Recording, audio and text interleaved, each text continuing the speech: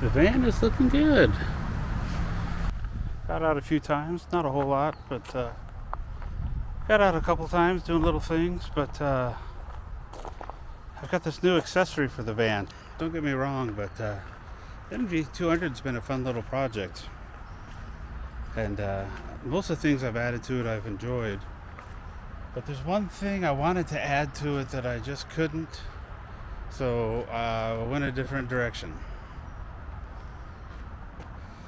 Look at this beast.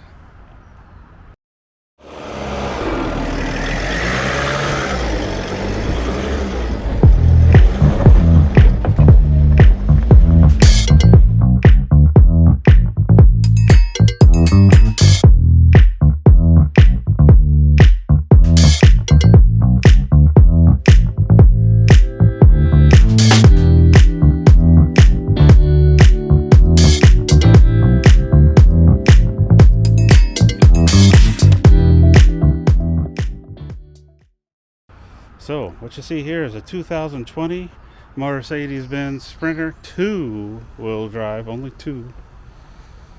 It's got some nice stuff inside. It's got a big fixed window. It's a 170, so it's a little longer one. It's got windows back there. It's got a nice headliner. Right now I cut out a couple of the ribs in the back because I want to put some bunk windows up there. Hey, look, here's the bunk window right here sitting on my Yeti cooler. So that bunk window is going to go back up over there. That's the only project I've actually completed is this. Granted, I've only been at it one day, but the right side, yep, still feel this in. Look at that.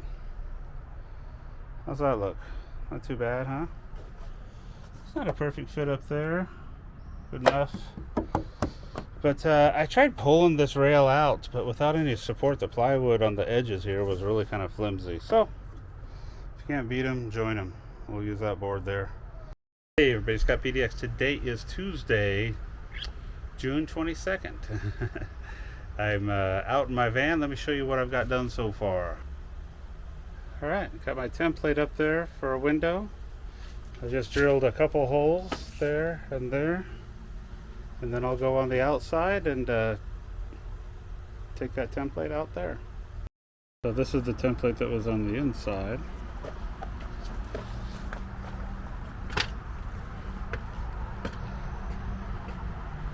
Let's see, here are those holes. So we just align those holes up and then draw my line. And that's how I get this. So I'm not going to tape the actual cut because I don't feel like setting up a tripod. You know how jigsaw works. But my buddy was asking me, is it hard to cut holes in a brand new Mercedes van that you just bought? And hell yeah, it's hard. Well, here we go. Okay, I got the two bunk windows installed. One there, one there. They're the C.L. Lawrence awning style. So you just twist this, it comes in. Locks nice and good. Screens, you can pull out the screen and change it. It's pretty simple to do. Change the screen or clean the window, the inside of it. You open it back up because it's hotter than heck in here right now. And then here's the other awning window. Same deal. Had a little trouble putting these in. The key was pre-drill these holes first. And, you know, cut it a little bit large. You got a half an inch on each side to play with, so if you make it too tight, it's going to buckle. I put a little plywood spacer back here. I also ordered extra long screws just in case, and I ended up using them. So I think the stock ones are 5/8 and these are 3/4 or something like that. If I was to do it again, I'd probably go 1/2 inch spacer and even longer screws because I've got a little bit of buckling on the outside right along this edge. Having an even bigger piece of plywood might help. I only got about 1/4 inch showing here, so I probably could have cut more of this off and made a bigger piece.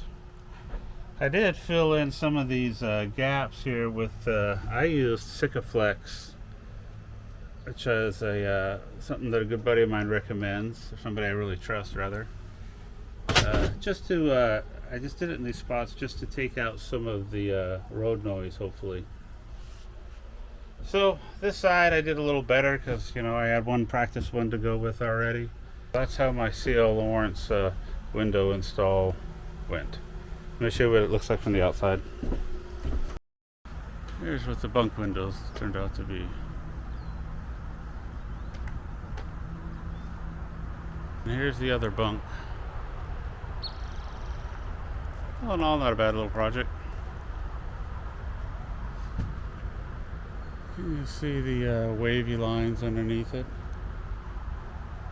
It's not bad. They're real subtle.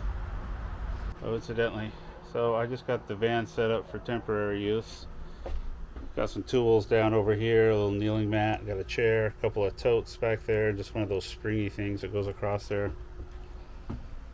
You know, up here it's kind of funny. So I got a paper towel holder, it's empty. And then that's the subwoofer that came with it. The guy had an aftermarket kicker set up. It sounds pretty good, but now I got to deal with finding a place for that thing. Alright, so that's like my third day of the van build.